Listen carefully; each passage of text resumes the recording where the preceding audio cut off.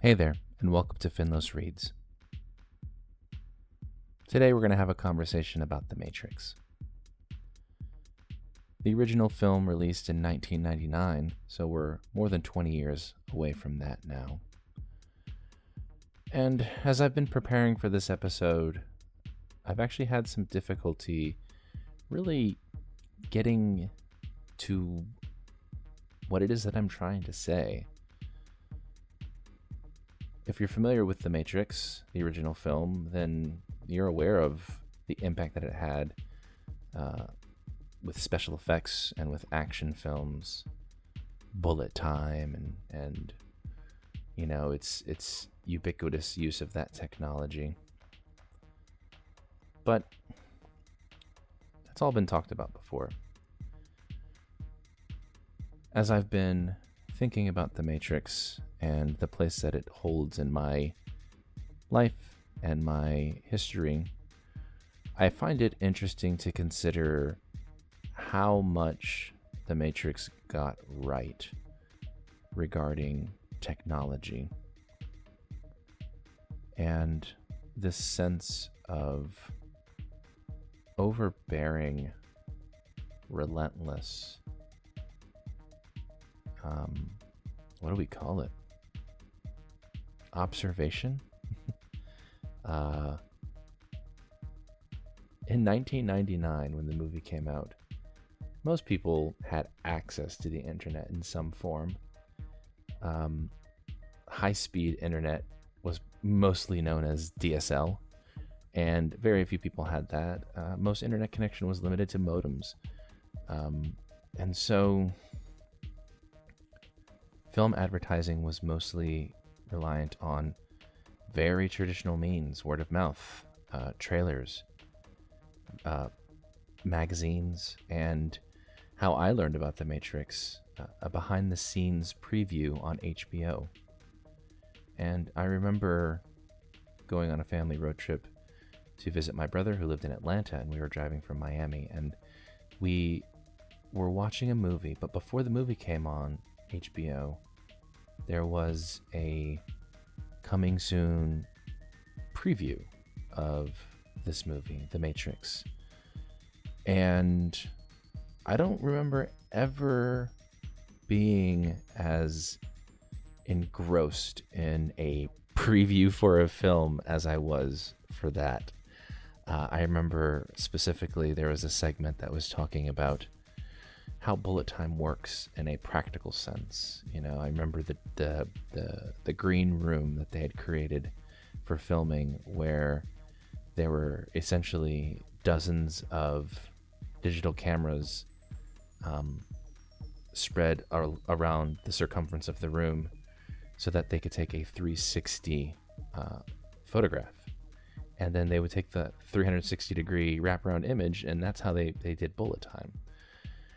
And just understanding that from a practical sense was interesting. But then when they actually showed that short sequence, and I believe, if I remember correctly, it was the scene from the very beginning of the movie when Trinity does the crane kick, and the film just stops. And you see her hovering in the air, and you just get this really cool 360 degree view of her frozen in that position. It was amazing, and I knew that I wanted to see that movie, you know, and of course it had Keanu Reeves in it, but at that point Keanu Reeves was not quite the superstar that he is now. He was known for Bill and Ted's Excellent Adventure and Point Break and Speed, you know, I think was his biggest hit to that point. So he was on the cusp, but The Matrix is really what put him over the top. So anyways, I'm just thinking about how much things have changed since then. You know, we learn about movies now by our news feeds, or we see embedded video on any website that we see, or we go to our favorite rumors website, or we talk to our friends who have all the access into their fan boards or whatever it is. But the information is so easy to come by now if that's what we're into. But back then it was it was different. And I know that I'm really stuck on this, but it has just been an interesting process to kind of consider how far the technology has grown, not just in terms of filmmaking, but in terms of marketing.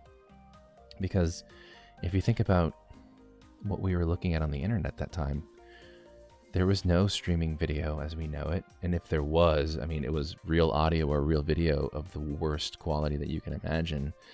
And short 30-second clips, maybe if you're lucky, that would take half an hour to buffer.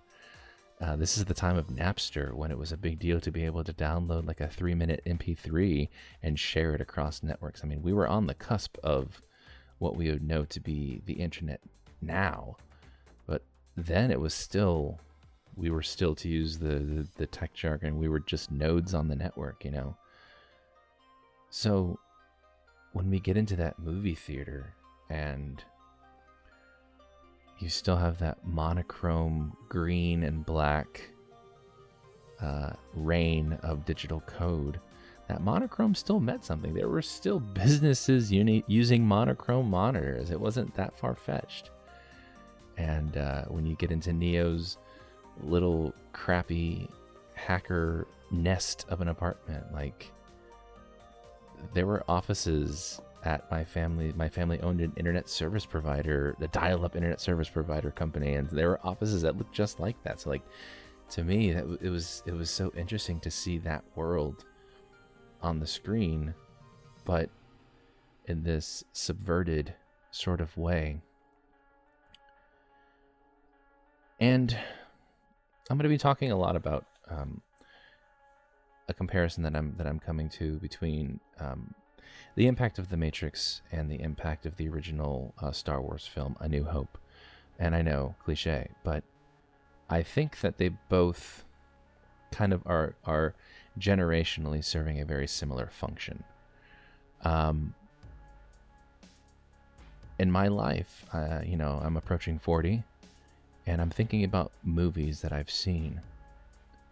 And I think The Matrix represents this last surprise where I had been hooked by the technology and by the promise and by the interest, but I didn't know what was going on. You know, they gave you just enough to be curious with the technology and with the special effects, but we didn't know what the movie was about. We didn't know that it was going to be this sort of questioning of reality and what technology might mean for us, or how technology is going to come to be this ubiquitous observational platform where everything that we do is monitored in a very real way. It was a surprise. I remember sitting in the movie theater, and when Neo, is killed, and then, spoiler alerts, I'm sorry, but when he dies, and then Trinity says the thing, and he gets back up, and then at the end just those moments when he finally sees the green code, and he can, he doesn't have to dodge bullets anymore. It was genuinely surprising. And I think that is why the movie was as successful as it was, in a very similar way to what A New Hope did for its generation. My oldest brother's generation, in 77, when Star Wars came out, just the genuine, what did I just watch? Excitement. And I think The Matrix might have been the first movie that I saw, not just twice. I think I saw it 3 or 4 times in the movie theater. And every time just coming out of it with the excitement that I had. I don't think we get that anymore. I don't think that there is that surprise anymore. Fast forward a little bit to when they almost immediately started producing the what's it called? The sequels, Matrix Reloaded and Revolutions. It was already different. We still had dial-up. Maybe some people were trying to get more high-speed internet, but the marketing of the film had already shifted. It was everywhere. They were behind the scenes on every entertainment show you can think of, and then because of the internet now becoming much more common in households with high speed, the advertising was everywhere. And I remember my friend worked at Best Buy, and it was such a big deal that, you know, they had the new phones from the Matrix, and they were coming out with all the video games for the Matrix to tie in, and it just became this everywhere thing, in so much the same way as Star Wars did. And I keep mentioning that connection again because I think Warner Brothers were trying to create their own Star Wars, and you know, of course, it's never going to be the same, just because it's a different world, and the fandom wasn't as old, but they were trying to catch a little bit of that magic, and I think they tried a little too hard, because what was magical about the first film was that it was new and it was fresh and it was surprising. And I think that some of that surprise is gone from how we consume media. We know everything that's coming. We have the behind the scenes and the trailers and the special effects, and everything is available to us all the time. And so, you know, whether we're reading the spoilers for the next whatever sequel that's coming out in the MCU or in the Star Wars universe or whatever, we just have it right at our fingertips. And that surprise is pretty special, I think. The other thing that I've been struggling with preparing for this episode is, what do I really think of the film? It was a touchstone piece of entertainment in my life, and I think that still holds true. I love The Matrix, and I'm speaking of the original, and we'll talk about the sequels a little bit more in the next episode, but I love The Matrix. I love the light philosophical elements that it brings up, and I don't mean that to disparage the Wachowskis in their writing. I think that they're asking really good questions, and I think that they do so in a way that is very approachable to a general audience. And I like that they challenge us to consider the impact and the usage of technology in our lives. And I think that those questions are still valid. I like the usage of the traditional hero's journey as an arc for the narrative. I think it's universal for a reason. I think that The Matrix represents one of the finest uses of technology and the medium of film to enhance the storytelling, not just to wow us with what we can do with our processing power, but to genuinely enhance the film. You know, the special effect of the ripples when the helicopters crash into the buildings. I mean, that's silly. It looks, even now today, like when we look back, that looks silly. But it has an effect on the narrative. It reinforces the themes of the simulation aspect of what the Matrix is. All of those elements were just amazingly creative and functional, and reinforced what was a compelling story. It was a genuinely compelling story. But as I think about the elements that are present in the narrative, you know, there are aspects that don't speak to a more adult me. I mean, I was 16, 17 when that movie came out, and there are certain things that just don't work anymore. And that's okay. We don't need heroes in quite the same way that we did when we were 16. Or at least we don't need that same hero wish fulfillment that Neo represents. And there are other kind of problematic things that we become sensitive to as we get older, and as we recognize some of the larger problems that exist in the world. All writers want to create a story where you see yourself as the protagonist, and obviously Neo being a male protagonist is one limiter on that, every person, every man narrative trope. And we'll talk about some of the queer and gender issues in the next episode that we talk about The Matrix. But there are some real problematic structural aspects to how the Wachowskis wrote Neo. And I think that those are worthy criticisms. You know, you have this really average white guy, and he is in essence rescued by a very powerful man of color and a very powerful woman. And they both possess the essential qualities to make this character of Neo, right? Without these two helper characters, these foils, Neo is just Tom Anderson. He's just the most mediocre of white men. And he's just a cubicle nerd.